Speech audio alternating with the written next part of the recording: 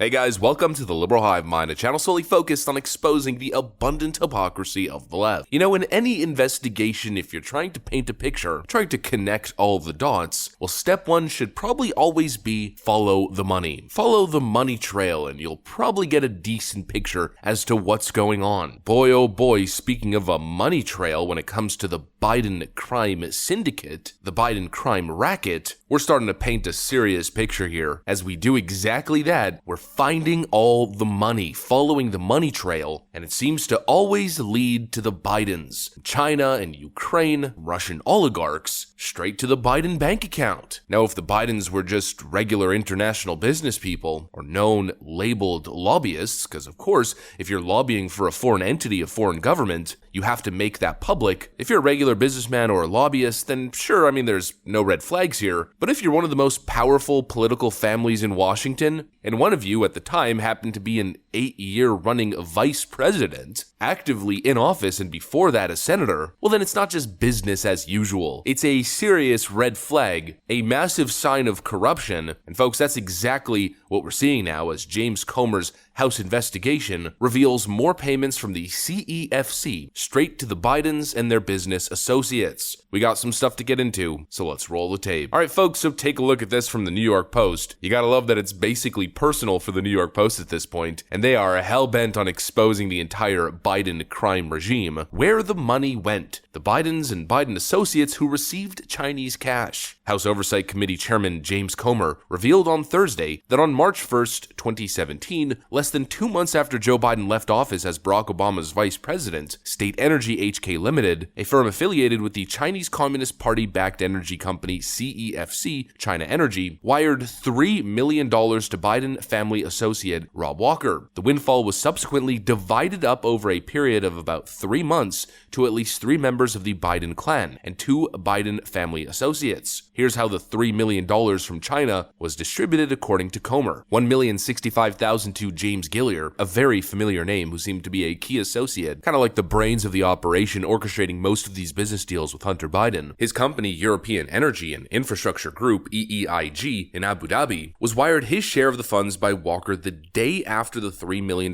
payment by State Energy HK Limited. The Post exclusively reported in October 2020 that Hunter Biden's infamous laptop included a May 2017 email from Gilliar proposing that the big guy get 10% of the CEFC deal. You see what I mean as we start to follow the money trail? The whole picture's being painted and starting to become very clear. You think it's a coincidence that this payment came right after the email where supposedly the big guy was getting 10% of the deal? Of course it wasn't a coincidence, and of course Joe Biden we know is the big guy. Tony Bobulinski claimed it, quote, 1,000%. Let's get into the Bidens now. Hunter Biden received $610,000 from this specific wire transfer alone, but as the New York Post then elaborates, Hunter Biden and his uncle, James Biden, were paid some $4.8 million from CEFC China Energy between 2017 and 2018, according to prior reporting on Hunter Biden's abandoned laptop. James Biden was sent $360,000 as they divvied up the $3 million. Haley Biden received $25 million, and there was also a small chunk, $70,000, which was sent to a, quote, unknown Biden. There's no coincidences here. It's all a family business, all in the family, influence peddling, illegal foreign lobbying racket. The timing is too coincidental for it to be a coincidence or an accident. A lot of the money transferred to the Bidens happened right after Hunter Biden with his father Joe Biden made their infamous trip to China, where Hunter Biden met with the exact same CEFC executives. Then of course a little bit later, massive multi-million-dollar wire transfers are being sent to the Biden crime family on a pretty consistent basis, nearly $5 million in total to Hunter and Jim. Then of course we have the infamous text message from Hunter Biden claiming that he has to give, quote, 50% of the money that he makes to his father Joe, and further establishing the connection, connecting Joe Biden to the whole ordeal. There's this piece which we previously covered from the Daily Mail. All in the family. Joe Biden is named in 2017 email discussing multi-million-dollar gas deal with China, with Louisiana lawyer writing to Jim that he, quote, arranged a call with the former VP and his son to discuss the purchase. Joe on multiple occasions has claimed that he had nothing to do with any of it, but he is directly named as a key component in this deal. Whistleblowers connected to the Bidens and their business dealings are also allegedly telling James Comer that the whole thing was indeed an illegal foreign lobbying racket. The money is what we're following. We're following the money that ended up in the Biden's pockets. And the thing that every American should be concerned about is what exactly was the service the Bidens were providing, because I can tell you what our whistleblowers have told us.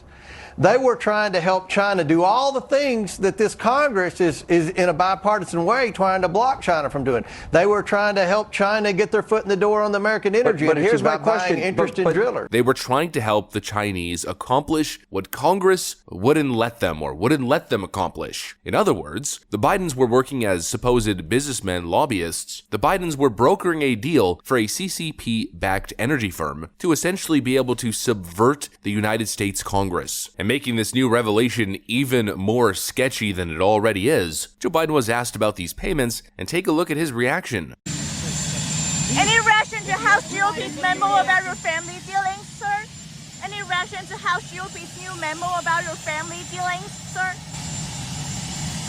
Family dealings. Yes, you're revealing that Hunter Biden's business associate sent over $1 million to 3 of your family members. Any reaction to that report? Not true. Do you have any reaction to the Russian jet that took down the U.S. drone, Mr. President?